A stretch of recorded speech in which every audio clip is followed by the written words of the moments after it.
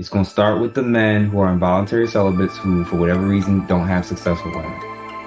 They'll start with the OnlyFans subscription to the AI, where the AI responds, it talks, it's nice, and then when they get the version where they have a real life version of the AI robot, so to speak, and it does everything they need it to do, the idea of a real life person who gives attitude, who picks, I'm not having sex with you this month, bro. So that's the starting point.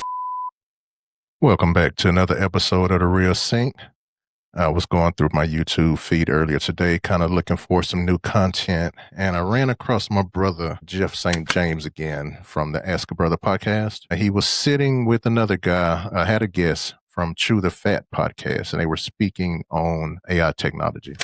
I'm a big fan of AI, so anytime I see anything related to it, if the thumbnail is good enough and the title is good enough, it'll definitely win my click. But he was breaking down some things on how it affects today's society, how it's going to affect the future, how it's going to affect male and female in dating. And I think they made some very interesting points on how this thing is going to have an effect on everybody in general. So let's get into the video, check it out, and see what he had to say. AI right now that they were developing has an IQ of about 150, which is insane. Yes. Right? They said by next year it'll be 1,600.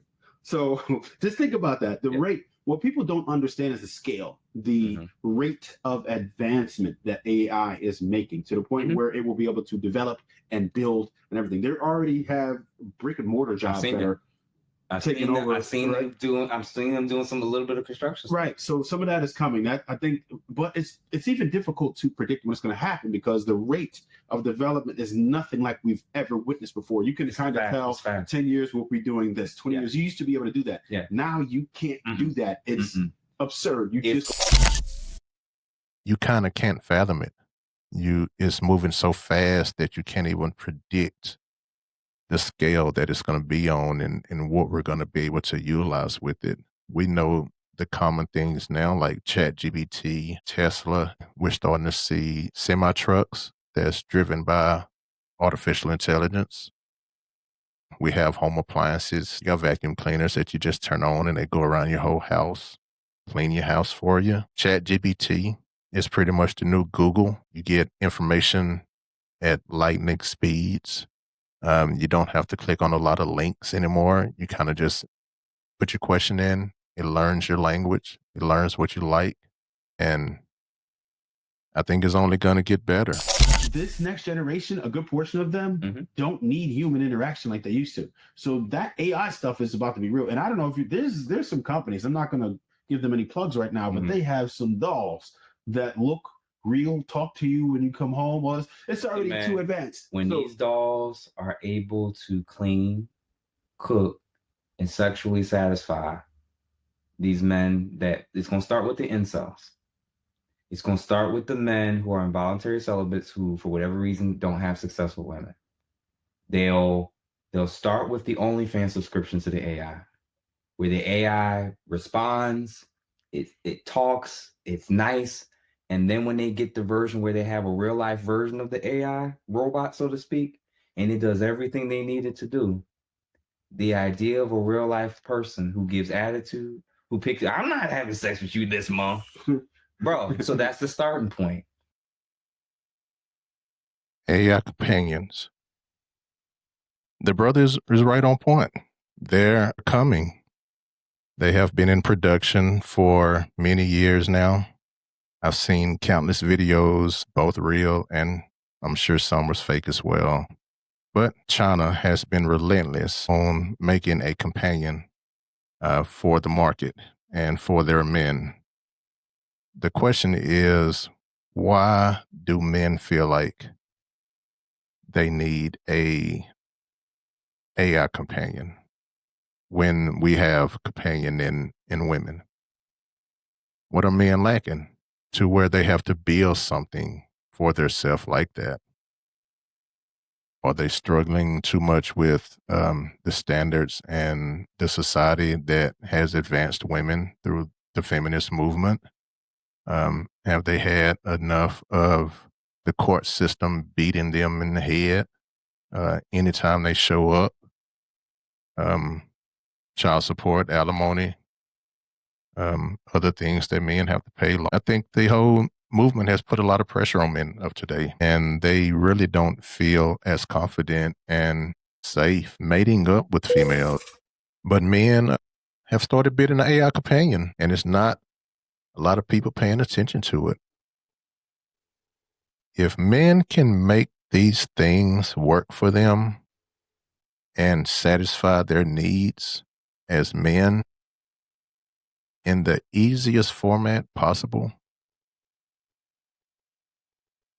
it's going to be some women out here that's probably going to be very concerned because it's going to change the way that men interact with women totally. I hope it don't happen, but I know it's coming. I think men are kind of tired, and I'm sure women are tired too. Seems like everybody's tired of each other with no solution on how to reconnect again, especially in the area of coming together and building a relationship, a family, a future. It seems like that's not even the goal anymore of modern men and women. I was going to say, somebody's going to come up with this technology. It's going to be way overpriced. China's going to reverse engineer it, steal the IP, and make it for like 5 racks. And then you're going to be able to absolutely mass produce it and finance it. Once it's all on some where they can finance it and they can pay like $50 a month, or even if it's $100, whatever it is, they're going to go ahead and do it. If they put these things on the market to be financed, where men don't have to pay a lump sum all at once to get their hands on this thing, mark my word on this, all it is going to take for most men, especially most brothers, white men, Hispanic men too, but especially for brothers, I'm talking to brothers right now. If they see one rapper show up anywhere in society with an AI companion, a robot, that's built and customized to his fantasy girl, it's going to be over. It's going to be over. These boys going to buy those things and you can finance them and pay your monthly payment on them and pay them off. And if they're built to where they can satisfy men's needs and learn how to cook and learn how to clean, still going to be a lot of ladies that's going to win out here, but we'll see how it goes. Let's get back to the video. I highly, highly, highly encourage 2 incomes are always better than 1. Right. So we have to adjust to what's coming because it's not going away. It is coming. And you have to figure out, as men and women, how to diversify your skill set to buy yourself additional time. If you do not do these things, you will be in the homeless shelter. The rates of foreclosures is going up. Repossessions of cars, student loan debts are kicking back in, and whose rate of unemployment went up the highest in the last 6 months? I don't even think we got to say it. Exactly. So, and that's not a coming at black. No, we get it. We get it. This is a early warning sign that as more and more AI develops and more jobs decrease, you're now competing with the most competitive people in the country. Now he's speaking about the effects that it's going to have on the workforce because we know it's going to take a lot of jobs. It's already starting to take jobs, and that's going to have a big effect on the economy. It's already been a lot of layoffs in this country. Men and women are going to eventually have to be able to come together for survival of each other. That's what we're put here for, to help each other survive, to experience life with each other, to build life with each other, to create families with each other, and to just be able to share experiences of life. So I think it's definitely going to get to a point where AI is going to take so many jobs and it's going to be a shortage on the job market for people who don't have the correct skills. And we've already starting to see it happen. There's been so many layoffs around this country. And unfortunately, it has affected a lot of Black women. Where staggering numbers have been released surrounding Black women in the labor force. A new report shows more than 300,000 Black women have left the workforce in just the last several months. That's according to the U.S. Bureau of Labor Statistics. Joining me now is gender economist Katika Roy to break this all down and why they're leaving. Katika, thank you so much for being with us. You recently wrote an article where you say that this isn't happening by accident. Why do you think it is happening?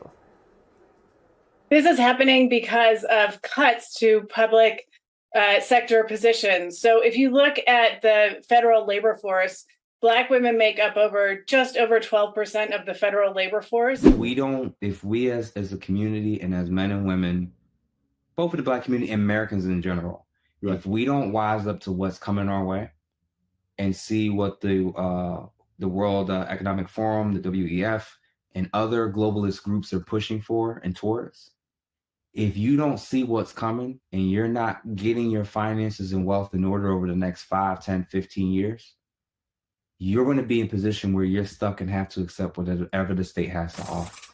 I do believe that AI is going to have an effect on everything in society, from the way we work, to the way we travel, to the way we socialize, to the way we communicate, to the way we dine out.